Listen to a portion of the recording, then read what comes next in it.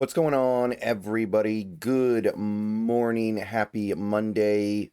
Victory Monday. A very important victory Monday as the Seattle Seahawks get their first win of the 2025 season. And I think we're all feeling at least a little bit better today. Some of us might be feeling a lot better, but at the very least, you're feeling a little bit better today. And there's a lot to talk about. There's a lot to get to. But I wanted to go ahead and start the day off by talking about one aspect of this 2025 Seattle Seahawks team that I think is really, really interesting and really, really positive that I haven't heard a lot of people talk about yet. I understand it's only been 2 games and this can flip at any moment, but I do want to get into this because this is something that I think should encourage people in believing that this team could maximize their potential this year. And I say that even though the team is currently 1-1. So I know that there's another way to flip this. I know that some people might say, hey, this is great, but the fact that we're only 1-1 with this in our favor indicates that the team isn't taking full advantage of their opportunities. And they're true, but if this ends up being a meaningful trend rather than just an aberration from the first 2 games of the season, this bodes very well. I'm talking about penalties. So we're going to be talking about the penalties today. Please give this video a thumbs up if you haven't already. Subscribe if you're new. Click the bell for notifications. Become a channel member for $2 a month. Those are the best ways to support the channel. Keep an eye on the Bleacher Report. I should have a video going live today, viewable through the Bleacher Report app. Should also be viewable through the Seahawks page on bleacherreport.com. So check all that out, please. And yeah, let's talk a little bit about penalties. So first, let's backtrack to the Seahawks versus 49ers game in week 1, where obviously Seattle loses that game. But one thing that I came away from in that game thinking about in the positive, and there were plenty of negatives in that game, don't get me wrong, but one of the positives was penalties. The Seattle Seahawks, not only did they only have 4 penalties for 30 yards, they won the penalty battle by 5 penalties and 31 yards, which is a significant discrepancy that in a game this close would quite often make up the difference. And it's just 1 game, but then we had what happened yesterday against the Steelers. I'm going to hop over to ESPN here, where you can see now, the Steelers didn't really get called for much more, but the bottom line is the Seahawks had all of 2 penalties for 10 yards in the whole game. So this was a really encouraging sign through the first 2 games, and it heavily contrasted with what we saw last year, where the Seahawks weren't necessarily one of the league leaders in penalties, but they were definitely a team that would accrue a decent amount of them. And as the season went on, I actually think it got a little bit worse because you had players like Mike Jarrell who were forced to play. They committed a lot of penalties throughout their season. You started to have some more penalties in the defensive secondary, I felt like, last year. So just to compare the first 2 games of the season last year, Seahawks first game against the Broncos, 6 penalties for 41 yards. And then the next game against the Patriots, another 6 penalties for 50 yards. So a pretty clear difference and a difference in the favor of better discipline. Quick 60-second break here. Before I go any further into this, I want to tell you a little bit about my friends over at Sleeper. Have you heard about the Sleeper app? It is the best way to experience and connect over sports together with other users. It's a one-stop shop for all your sports needs. Go download the app now. You can celebrate and chat on games in real time with others. You can get the fastest scores, news, and alerts, all that right at your fingertips. And of course, you can play in fantasy leagues and win real money on picks contests. So you can enjoy sports the way they were meant to be, together. Download the #1 sports app today. And when you go, use promo code SBN, that is SBN, and you'll get up to $100 match on your first deposit. Terms and conditions apply. See Sleeper's terms of use for details. Currently operational in over 25 states. So check out Sleeper today. Don't forget promo code SBN. Obviously, it's just 2 games. You don't want to make sweeping conclusions from 2 games. But so far, it does seem like this Seahawks team is playing with more discipline than they did last season. And you would kind of expect some of that going from the first year of McDonald to the second year. But the thing that's been kind of crazy so far is where the clean play has been coming from. So far, most of the penalties called on the Seahawks this season have been on the defense. Woolen's picked up a couple of penalties. Leonard Williams had the roughing the passer. Julian Love had an illegal contact. There's been a few. Not a lot. It's still pretty good. But a lot of the penalties so far have been on the defense.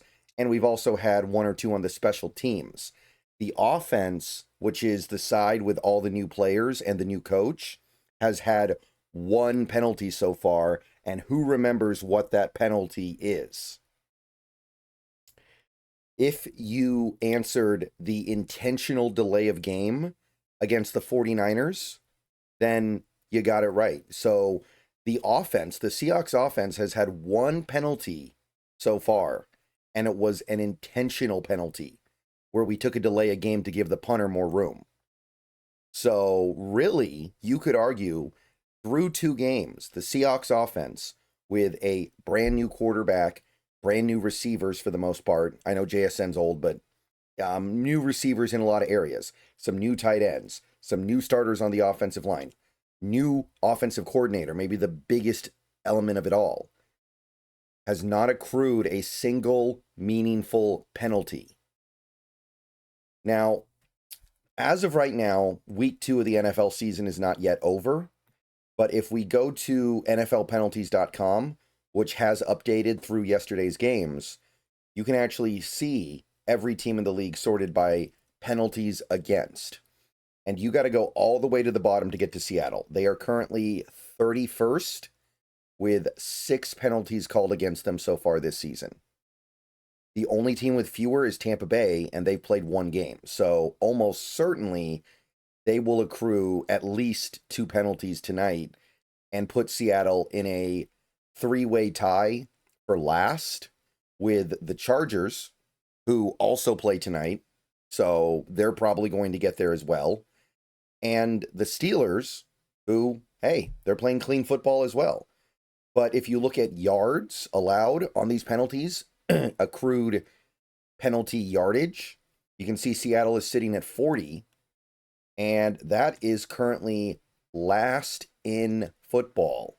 The only team that is particularly close is, again, Pittsburgh, also playing very disciplined football, but they're at 41. So after tonight, it is overwhelmingly likely the least penalized team in the league through 2 games will be the Seahawks. Now, there have definitely been some declined penalties against the Seahawks so far. Like Woolen had a penalty on Ricky Pearsall on a play where Pearsall caught the ball anyway, so that was declined. We had, I believe, 1 declined penalty against Pittsburgh, and we also had an offsetting penalty. But however you want to slice it, this is pretty remarkable for a complex defense.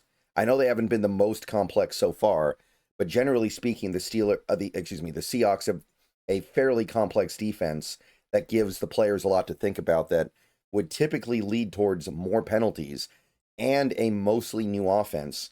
For them to be, by some definition, the least penalized team in football is great. And hopefully they can keep it up. So I wanted to talk about this to start off the week because this is something that is legitimately really cool.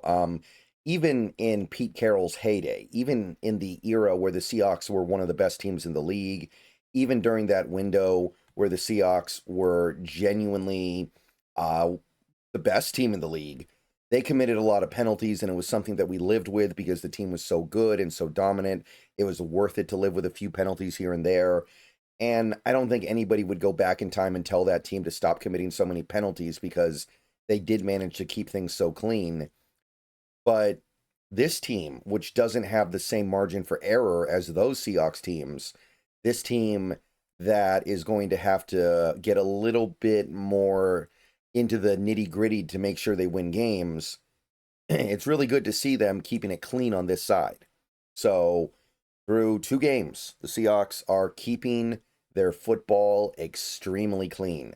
6 penalties combined. And again, one of those penalties was intentional. And some of the ones we've had so far, they're certainly the ones you're willing to live with, right? I think you're willing to live with, say, Leonard Williams' roughing the passer, right? Like that play, yes, it's a penalty, but Leonard Williams doesn't really do anything wrong on that play. He's just playing football and he gets unlucky. Picking up the occasional illegal contact penalty in your secondary, that's something that I think a football team just needs to live with every now and then. There are penalties that you cannot have. There are penalties that really hurt your team in a way that can't be undone, and penalties that are very avoidable. There are focus penalties. There are things like false starts. There are things like jumping into the neutral zone before the play.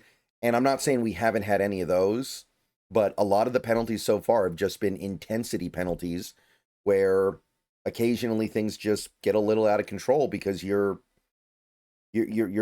trying hard. There are effort penalties out there, and we've had quite a few. So, looking pretty good, man. This is one thing that is going to help this team eke out extra wins throughout the season if they can maintain it. And baked into this, and I think maybe the most exciting thing is, despite having multiple new offensive linemen and having some issues up front, no holding penalties at all, as near as I can tell. No holding penalties, declined or otherwise, on the offensive line so far. Pretty remarkable. All right, see you guys later. Go Hawks. A lot more videos coming later.